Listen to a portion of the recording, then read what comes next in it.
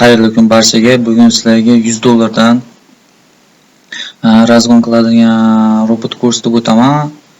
Ya'ni buni razgon deb ham bo'lmaydi. $100 dan sekin ishlaydi, kichik depozitdan ishlaydi desam to'g'riroq bo'ladi. Mana shu robotni men sizlarga hozir kunlik time frame deb qo'yaman. Kunlik time frame 2024-yildan hozir men sizlarga test qilib ko'rsataman.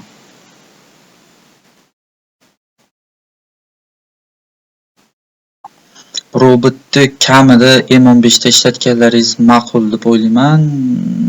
Sababi kattaroq time frame da sifati yaxshiroq bo'lishi mumkin.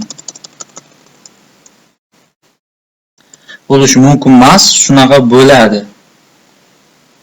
Yaxshiroq bo'ladi. Hamma ko'p robotlarda shunaqa bo'ladi mana. Ko'rsanglar bo'ladi. Mana trade qilyapti.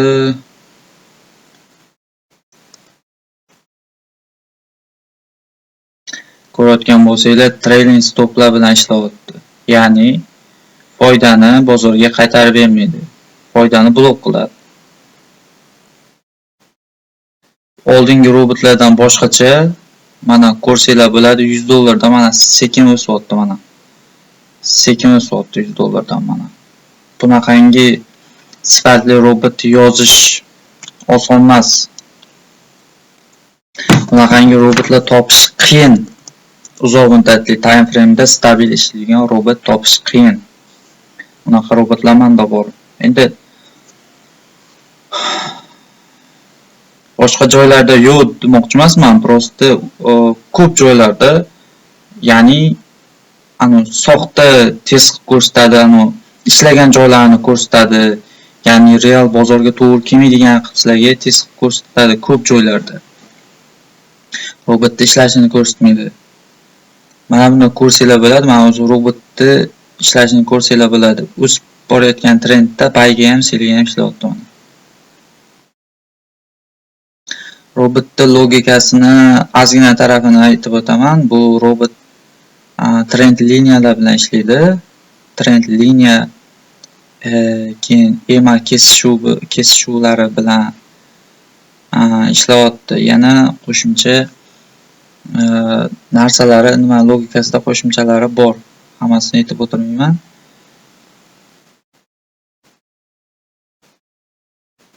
Kunlik time frame da qo'ysanglar ham bir kunda 5-6 marta trade qiladi.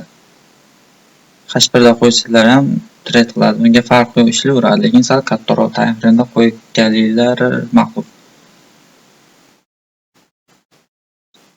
Mana ko'rsanglar bo'ladi, $100 dan boshlagan 001 lot risk managementga amal qilgan holda ishlaydi mana.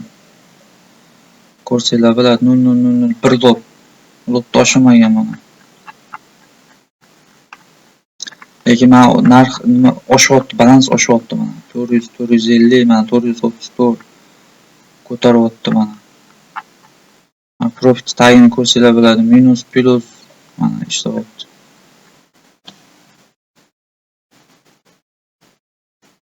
Mana o'sish ko'rsanglar bo'ladi, mana sekin stabil o'syapti. Bu robot xavf kam, ya'ni xavf kam, $50, $100 bilan ham sekin o'sadi. Lekin kattaroq depozit bilan ishlatganinglar ma'qul. Kattaroq depozitinglar bo'lmasa, center shot bilan sinab ko'rsanglar bo'ladi. Mana ko'rayotgan bo'lsanglar, $500, 500% qildi. Hali 1 yil bo'lgani-yu, 500% qildi. Tez boshlanganda hali 1 yil bo'lmadi. Mana ko'rayotgan bo'lsanglar, mana sekin stabil ketyapti mana. Bunaqangi robot men o'zim yozganimdan xursandman bunaqa robotni. Bunaqangi robotlarda menda ko'p, to'g'risi hammasini men grafikka qo'yib ishlatmayman. Men 1000 dan ortiq robot yozib qo'yganman. Hammasini men ishlatmayman, bir 5-6 tasini ishlataman, tamom. O'shaning uchun men sizlarga bu robotlarni sotuvga qo'yapman. Men kanalda tekinga ikkita robot tashlab qo'yganman. Hech kim qadriga yetib ishlatmayapti o'sha robotlarni. Hech kim sinab ko'rmagan. O'shuning uchun men buni pulli qilganman. Shtobi bularni buni sotib olib qadriga yetib ishlatsin deb bularni men pulli qilib qo'yganman. Ya'ni mana shu robot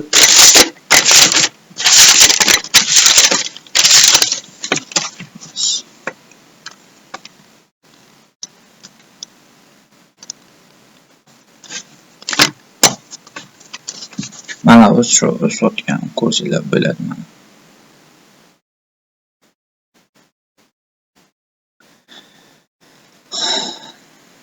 Negadir tester bundan tezlashmayapti. Eng tezligi shu.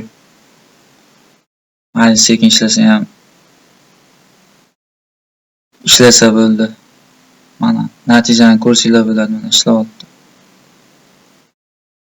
Bu robotning eng zo'r joyi, hammaga yoqadigan joy, foydaga chiqdimi, tamom.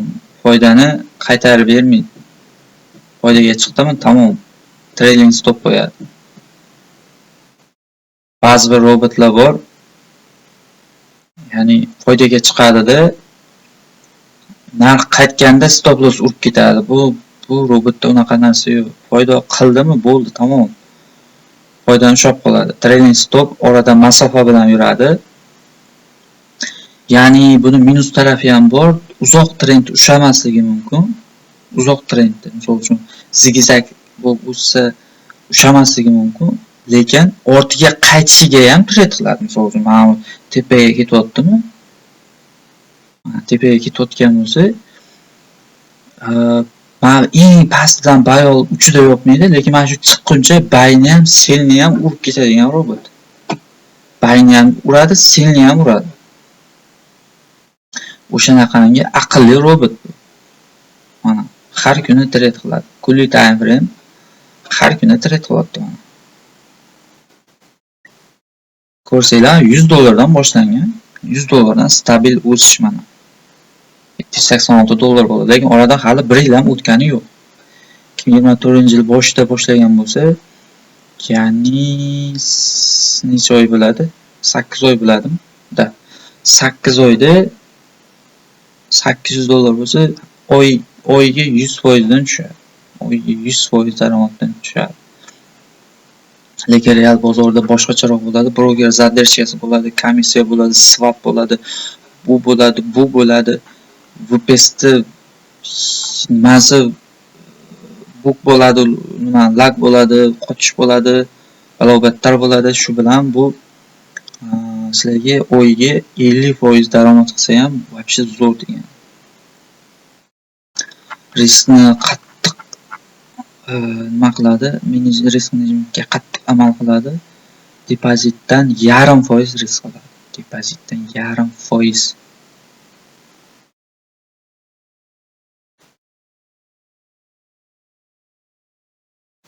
Ya'ni mana ishlayapti. Bu sekin ketaveradi. Bu o'qish bo'lmaydi bunda. Pastga o'qish bo'lmaydi. Turli limitlar bor bunda. Ya'ni misol uchun necha foiz qo'ygandim mana shu robotga. Men ko'p robot yozaman, hammasini bilmayman, lekin kunlik limit ham bor. 5%, 10% minus qo'ysa bu robot trade qilmaydi. O'sha nimalari ham bor. Hammasi esimda turmaydi. Robotlar ham ko'p, mingdan ko'p robot yozgan. Shuning uchun esimda turmaydi. Robotning narxiga keladigan bo'lsa, videoda aytaman, Telegram kanaliga o'tinglar, bu yerda aytaman demayman, mana shu yerda aytaman. Robotning narxi $99. Hech kim bunaqangi arzonga robot yasab bermaydi sizlarga. Gapimga javob. Robot yozadiganlar bor, dasturchilar bor, traderlar orasida ozginchasi robot ham yozadi. Kamdan kam unaqalar, lekin sizlarga $99 ga bunaqangi ishlaydigan, stabil ishlaydigan robot yo'q. Yani sizlarga nima qilib berishim kerak, men bilmadim. Bundan ortiq narxini tushira olmayman, to'g'risi. Tekinga bersam hech kim qadriga yetmaydi. Hammaga omad. Keyingi videoda ko'rishguncha kimga robot qiziq bo'lsa, bemalol Telegram kanaliga o'tib menga yozsanglar bo'ladi.